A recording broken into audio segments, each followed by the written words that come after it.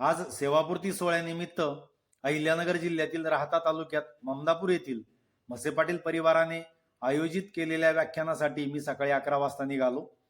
चालता चालता बाप समजून घेताना विषयाच्या अनुषंगाने योग्य अशा मुद्द्यांची गुंफण केली आणि कार्यक्रमस्थळी पोहोचताच आयोजकांसमवेत मी सभामंडपामध्ये दाखल झालो.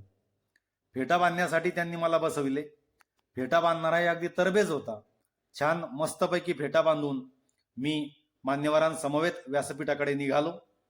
व्यासपीठावर स्थानापन्न झालो आणि नंतर सत्कार सोहळा आटोपून व्याख्यानासाठी मला वाटतं राजेंद्र पाटील म्हसे यांचं आरोग्य अगदी खणखणीत आहे. त्यांनी आपलं काम करताना, आपली ड्युटी करताना आपल्या आरोग्याकडे लक्ष दिलेलं आहे, कुटुंबाकडे लक्ष दिलेलं आहे.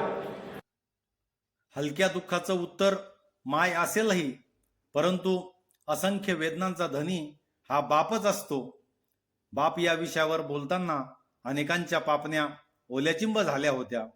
माझ्यानंतर अहिल्यानगर जिल्हा परिषदेच्या माजी अध्यक्षा सौ शालीनताई विखे पाटील यांनीही त्यांना शुभेच्छा दिल्या आणि ते पूर्ण करावे अशी मी साहित्याने प्रार्थना करते.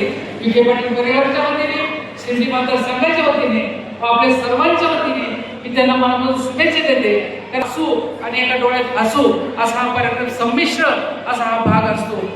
शेवटी उपस्थितांचे आभार मानून मी व्याख्यानाबद्दलच्या चांगल्या प्रतिक्रिया घेऊन बाहेर पडलो.